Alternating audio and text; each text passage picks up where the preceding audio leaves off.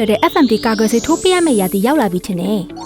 FMD ကူးစက်သွားရင်အနီးနားလေယာတွေထိခိုက်ပျက်စီးတတ်တယ်လို့ကြားဘူးတယ်လေယာရှင်များ FMD ကာကွယ်ဆေးထိုးသွင်းပုံကိုဘယ်လောက်ထိမှန်ကန်စွာသိထားကြပါသလဲကူးစက်ရောဂါ FMD အခုတော့ပူစရာမလိုတော့ပါဘူး ကာကွယ်နိုင်တဲ့နည်းလမ်းရှိလို့ပါအဲ့ဒါကတော့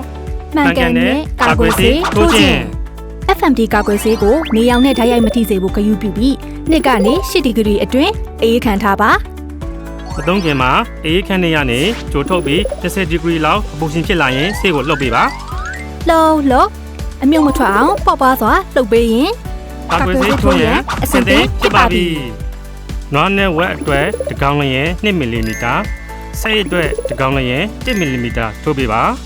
ထို့အပြင်တစ်ကောင်အတချောင်းစနစ်ကတော့မဖြစ်မနေလိုက်ကိုလိုက်နာရပါမည်နွားနဲ့စိတ်များကိုပကုံးအပေါ်ပိုင်းရှိကြွက်သားတဲ့ကိုတဲ့တဲ့ထိုးပေးပါဝက်များကိုလဲပင်နားအောက်တင်ပေါ်ရှိကြွက်သားတဲ့ကိုတဲ့တဲ့ထိုးပေးပါ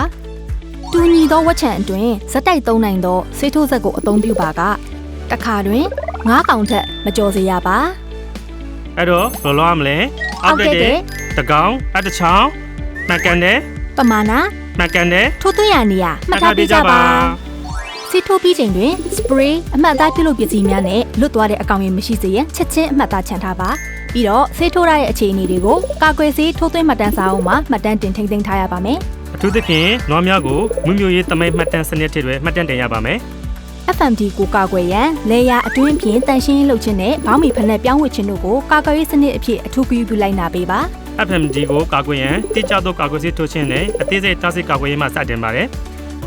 FMD ကာကွယ်ရေးထိုးသွင်းခြင်းဖြင့်ရည်စည်တည်ဆောက်သွားမည်ကျမ်းမာတဲ့လေယာလုံခြုံတဲ့တောင်ကိုရီးယား